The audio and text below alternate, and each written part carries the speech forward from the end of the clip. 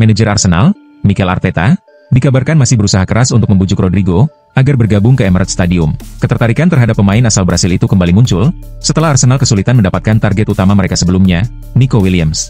Kesempatan The Gunners untuk merekrut Rodrigo cukup besar, mengingat sang pemain baru saja melewati musim lalu yang kurang memuaskan bersama Real Madrid. Dari segi biaya transfer, Arsenal diyakini tidak mengalami kendala berarti, dan siap memenuhi permintaan harga yang diperkirakan mencapai 75 juta euro. Kendala utama justru muncul dari sisi gaji. Permintaan gaji tinggi juga menjadi alasan Arsenal mundur dari negosiasi dengan Nico Williams, yang disebut-sebut menginginkan bayaran 7-8 juta euro per musim. Rodrigo bahkan dikabarkan meminta kompensasi lebih tinggi, sekitar 12 juta euro per tahun, sesuatu yang belum masuk dalam rencana anggaran Arsenal saat ini.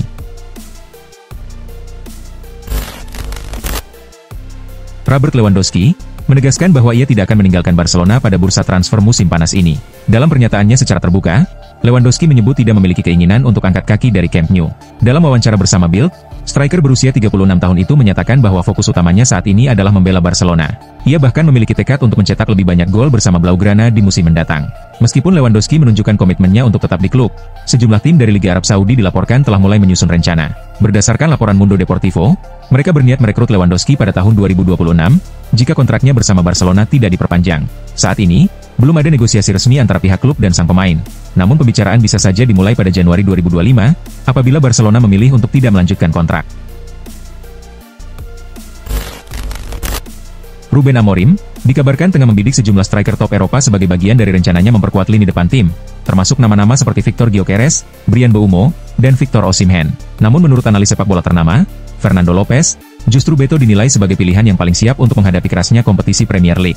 Gyökeres memang tampil luar biasa di Liga Portugal, tetapi Premier League adalah level yang berbeda. Dalam sistem yang mengandalkan striker tunggal, pemain seperti Gyökeres bisa kesulitan, karena dia cenderung menunggu umpan dan kurang aktif dalam duel fisik, ujar Lopez seperti dikutip dari The Sun. Sebaliknya, Beto digambarkan sebagai pemain yang memiliki kekuatan fisik luar biasa, dan tidak mudah dikalahkan dalam perebutan bola. Dengan dukungan yang tepat, Beto bisa menjadi mimpi buruk bagi para bek lawan. Dia punya kemampuan untuk bertarung, membuka ruang, dan menciptakan peluang sendiri, tambahnya.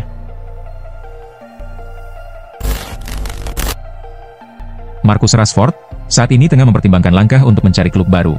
Ia dikabarkan bakal hengkang dari Manchester United, karena tidak masuk dalam rencana Ruben Amorim, pelatih baru Setan Merah. Sebelumnya, Rashford sempat santer dikaitkan dengan kepindahan ke Barcelona. Namun keinginannya tersebut kandas, setelah klub asal Katalan itu lebih memilih merekrut Nico Williams sebagai prioritas. Mengutip laporan dari ESPN, kini Rashford disebut memiliki peluang untuk melanjutkan karir di Bundesliga, tepatnya bersama Bayern Munchen. Klub raksasa Jerman itu dilaporkan menunjukkan ketertarikan serius untuk mendatangkannya pada bursa transfer musim panas ini. Ketertarikan tersebut didasari kebutuhan Bayern akan pemain sayap baru. Selain itu, pelatih anyar mereka, Vincent Kompany, dikabarkan sangat memahami potensi Rashford, dan percaya bahwa pemain Inggris itu bisa menjadi aset penting dalam skuadnya musim depan. Karir Antony di Manchester United tampaknya berada di ujung jalan. Winger asal Brasil itu tidak termasuk dalam rencana Ruben Amorim untuk musim depan, sehingga peluangnya untuk meninggalkan Old Trafford pada jendela transfer musim panas ini semakin besar.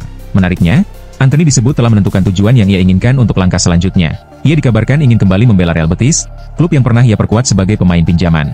Demi mewujudkan keinginannya itu, Antony bahkan disebut siap mengambil langkah drastis, dengan rela memangkas gajinya hingga 30%. Meski menunjukkan komitmen kuat, kepulangannya ke Real Betis masih menemui kendala besar. Hambatan utama adalah harga jual yang ditetapkan Manchester United, yang kabarnya mematok Antony di angka 40 hingga 50 juta euro.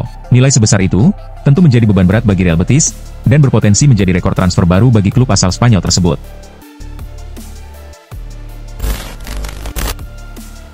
Nico Williams sebelumnya sempat menolak sejumlah tawaran menarik demi tetap bertahan di Athletic Bilbao. Keputusan itu terbukti tepat, karena ia berhasil membantu timnya lolos ke Liga Champions musim depan. Namun, kini situasinya mulai berubah. Athletic Bilbao dikabarkan mulai menerima kenyataan bahwa pemain berusia 22 tahun tersebut kemungkinan besar akan hengkang. Sebab, Barcelona disebut siap menebus klausul rilisnya senilai 58 juta euro, ditambah 4 juta euro sebagai bonus. Meski begitu, proses negosiasi belum berjalan mulus. Nico Williams disebut akan mengajukan permintaan kepada manajemen Athletic, agar mempertimbangkan skema pembayaran bertahap yang diajukan oleh Barcelona. Pemain muda itu merasa telah memberikan kontribusi maksimal bagi klub, termasuk dalam membawa mereka kembali ke kompetisi elit Eropa. Kini, ia berharap klub bersedia mendukung keinginannya untuk mewujudkan impian bermain bersama Barcelona. Jika kesepakatan ini tercapai, Barcelona akan mendapatkan salah satu winger paling menjanjikan di La Liga. Chelsea dikabarkan tengah mempertimbangkan secara serius untuk melepas Nicolas Jackson pada jendela transfer musim panas ini. Penyerang asal Senegal itu belum mampu tampil konsisten sejak didatangkan dari Villarreal, dan performanya yang kurang meyakinkan membuat manajemen klub mulai terbuka terhadap opsi menjualnya. Menurut laporan jurnalis Gianluca Di Marzio, situasi ini rupanya menarik minat dari dua raksasa Serie A, yakni Juventus dan Napoli. Kedua klub Italia tersebut sedang mencari tambahan amunisi di lini serang, dan melihat Jackson sebagai opsi potensial yang bisa dikembangkan lebih lanjut di kompetisi Italia. Meskipun belum ada tawaran resmi yang masuk, minat dari Juventus dan Napoli menunjukkan bahwa masa depan Jackson di Stamford Bridge kini berada dalam sorotan. Keputusan akhir kemungkinan akan bergantung pada seberapa besar tawaran yang diajukan, dan apakah Chelsea berhasil mendapatkan pengganti yang sepadan dalam waktu dekat. Pada bursa transfer musim dingin lalu, Chelsea sempat mengajukan beberapa penawaran untuk mendatangkan Yeremy Hernandez. Pemain berusia 22 tahun tersebut tampil impresif sepanjang musim 2024-2025 di Segunda Division, dengan torehan 15 gol dan 5 assist dari 39 laga.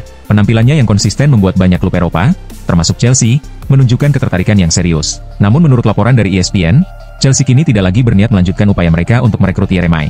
Ini disebabkan oleh Deportivo La Coruna secara resmi mengumumkan bahwa sang pemain telah menandatangani kontrak baru yang mengikatnya hingga tahun 2030, disertai opsi perpanjangan 3 tahun tambahan. Kontrak baru ini tidak hanya menunjukkan komitmen jangka panjang dari kedua belah pihak, tetapi juga menjadikan Yeremy sebagai pemain dengan gaji tertinggi dalam sejarah kompetisi Segunda Division. Langkah ini dipandang sebagai strategi klub untuk mengakhiri segala spekulasi terkait masa depan sang pemain menjelang dibukanya kembali bursa transfer musim panas.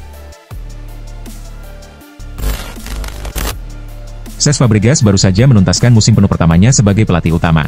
Di musim debutnya di level tertinggi sepak bola Italia, ia berhasil membawa Como finish di posisi ke-10, pencapaian yang membuat metode kepelatihannya banyak menuai pujian. Penampilan impresif tersebut menarik perhatian sejumlah klub papan atas seperti Bayer Leverkusen, Inter Milan, dan Manchester City. Bahkan, gaya kepemimpinannya yang tenang, kemampuannya menyusun permainan, serta penguasaan terhadap konsep sepak bola posisional, membuat jajaran manajemen Manchester City sangat terkesan. Mereka mulai mempertimbangkannya sebagai bagian penting dalam rencana suksesi pelatih jangka panjang klub. Sumber internal klub menyebutkan bahwa kekaguman terhadap Fabregas semakin meningkat. Pendekatan ini dinilai mirip dengan strategi City sebelumnya, saat mempersiapkan Mikel Arteta, yang dulu menjadi asisten Guardiola sebelum dipercaya melatih Arsenal.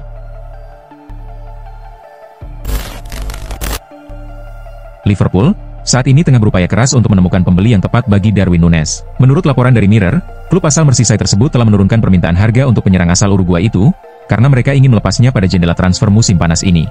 Liverpool kini bersedia menjual Núñez dengan harga sekitar 50 juta euro, setelah sebelumnya mematok nilai sebesar 70 juta euro. Di sisi lain, Napoli disebut-sebut telah mengajukan tawaran awal senilai 43 juta euro dalam beberapa hari terakhir. Klub Serie A tersebut diakini akan kembali dengan penawaran yang lebih kompetitif, mengingat mereka tengah mencari alternatif atau pelapis untuk striker utama mereka, Romelu Lukaku. Selain itu, peluang kepindahan Núñez ke Liga Arab Saudi juga tetap terbuka. Sebelumnya, pada bulan Januari, Liverpool dikabarkan sempat menggagalkan transfer Núñez ke Al Nassr, yang mencapai angka 70 juta euro. Namun situasi bisa berubah pada musim panas ini, jika ada tawaran menarik yang kembali datang dari Timur Tengah. Inter Milan tengah aktif merombak skuad mereka jelang musim baru. Pihak manajemen telah memberikan mandat kepada Christian Chivu untuk merancang tim yang mampu kembali bersaing di level tertinggi. Salah satu incaran utama mereka adalah Rasmus Højlund, striker muda milik Manchester United, yang dinilai memiliki potensi besar untuk menjadi andalan baru di lini depan Nerazzurri. Namun menurut laporan Sport, upaya Inter untuk mendatangkan Højlund menemui hambatan. Klub asal Italia itu baru saja mengajukan tawaran awal kepada Manchester United berupa peminjaman selama 1 musim, lengkap dengan opsi pembelian permanen di akhir masa peminjaman. Sayangnya, tawaran tersebut langsung ditolak oleh pihak MU. Manajemen Setan Merah menolak proposal itu karena mereka hanya bersedia melepas Højlund secara permanen, bukan melalui skema pinjaman. Dan jika tidak ada tawaran yang memenuhi ekspektasi, mereka siap mempertahankannya untuk musim depan.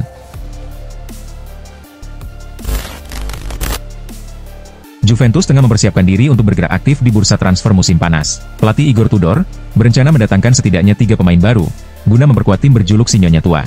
Salah satu nama yang belakangan dikaitkan dengan Juventus adalah Jadon Sancho. Tudor dikabarkan tertarik untuk membawa winger asal Inggris tersebut ke Turin pada musim ini.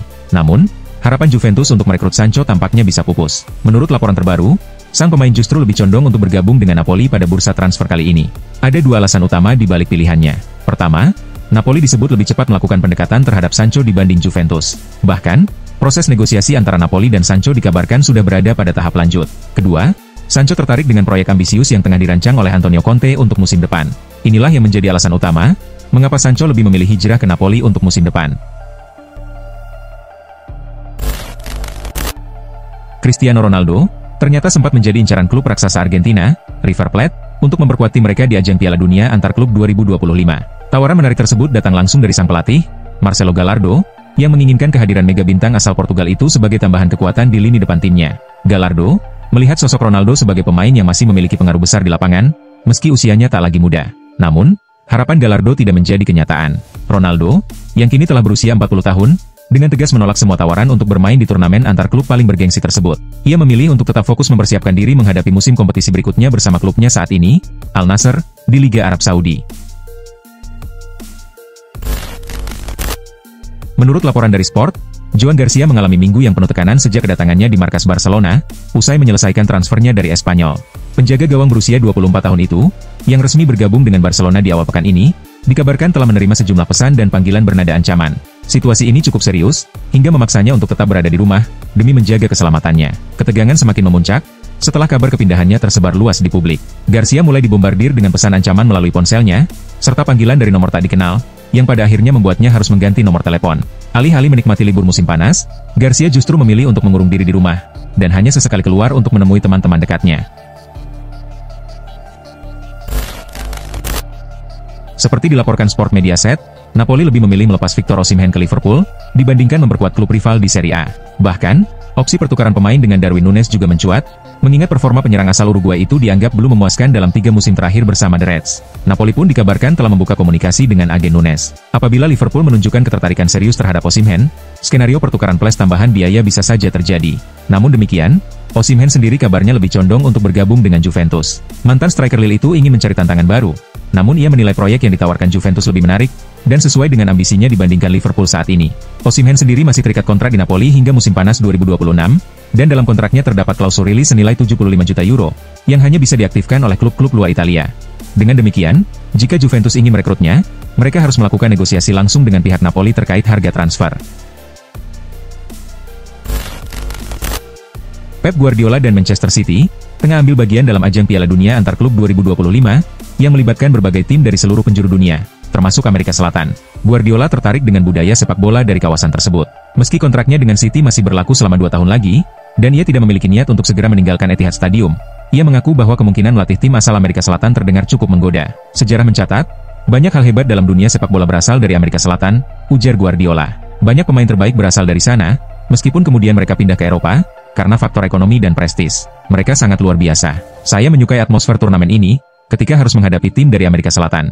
Budaya mereka, semangat para pendukung yang begitu emosional terhadap setiap momen pertandingan, benar-benar menjadi esensinya. Kita harus benar-benar merasakan kompetisi ini, pungkas Guardiola. Granit Xhaka telah menetapkan pilihannya untuk bergabung dengan AC Milan sebagai destinasi berikutnya. Di usianya yang menginjak 32 tahun, ia menilai ini merupakan momen yang tepat untuk menghadapi tantangan baru di kompetisi Serie A. Meski Bayer Leverkusen berupaya mempertahankannya sebagai pemain kunci di lini tengah, Xhaka kabarnya telah menyampaikan niatnya untuk hengkang, dan tidak berniat mengubah keputusan tersebut. Bagi Milan, Xhaka dipandang sebagai pemain berpengalaman yang mampu membawa kedewasaan dan stabilitas ke dalam skuad. Walaupun usianya tak lagi muda, rekam jejaknya di level tertinggi Eropa dianggap sebagai aset berharga. Sementara itu, Leverkusen tengah menjalani proses pembangunan ulang tim, usai melepas beberapa pilar penting.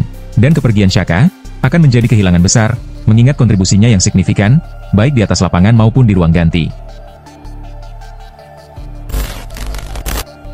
Arsenal menghadapi kendala dalam upaya merekrut striker muda berbakat, Benjamin Sesko. Meskipun negosiasi awal sempat menunjukkan sinyal positif, proses pembicaraan kini menemui jalan buntu. Hal ini disebabkan oleh 2 faktor utama, yakni permintaan gaji yang dianggap terlalu tinggi oleh pihak Arsenal, serta keinginan Sesko untuk menyertakan klausul pelepasan dalam kontraknya, sebuah permintaan yang tidak sepenuhnya sejalan dengan kebijakan klub. Situasi ini membuat manajemen Arsenal mulai meragukan kelanjutan dari transfer tersebut. Sebagai langkah antisipasi, Arsenal mulai melirik opsi alternatif. Salah satu nama yang masuk radar adalah Victor Gyökeres, penyerang tajam milik Sporting. Namun, klub asal Portugal tersebut memasang bandrol harga yang sangat tinggi, yang hingga kini belum bersedia dipenuhi oleh Arsenal. Klub London itu memilih bersikap hati-hati dan menunggu kemungkinan penurunan harga, sebelum mengambil langkah pendekatan serius. Juventus sukses meraih kemenangan atas Wydad dalam laga matchday kedua grup G, Piala Dunia antar klub 2025. Meski Juventus tampil sedikit lebih dominan, Wydad tetap mampu memberikan perlawanan yang cukup ketat kepada tim asal Serie A tersebut. Gol-gol kemenangan Juventus datang dari gol bunuh diri Abdelmunaim Butuil, 2 gol dari Kenan Yildiz, serta 1 gol dari Dusan Vlahovic. Sementara satu-satunya gol Wydad dicetak oleh Dembinko Silorch. Dengan hasil ini, Juventus kokoh di puncak klasemen grup G, dengan torehan 6 poin dari 2 pertandingan, dan dipastikan lolos ke fase selanjutnya. Di sisi lain, Wydad berada di posisi ketiga tanpa mengoleksi 1 poin pun dari 2 pertandingan yang telah dijalani. Real Madrid sukses meraih kemenangan atas Pachuca dalam pertandingan matchday kedua grup H, Piala Dunia Antar Klub 2025. Laga ini berlangsung cukup menantang bagi Madrid. Terlebih, karena mereka harus bermain dengan 10 pemain, setelah Raul Asensio menerima kartu merah langsung. Gol-gol kemenangan Madrid dicetak oleh Jude Bellingham, Arda Güler, dan Federico Valverde. Sementara itu, satu-satunya gol Pachuca dicetak oleh Elias Montiel. Dengan hasil ini, Madrid memimpin klasemen grup H, dengan koleksi 4 poin dari 2 pertandingan. Sedangkan Pachuca berada di posisi terbawah tanpa mengumpulkan 1 poin pun dari 2 laga yang telah dijalani.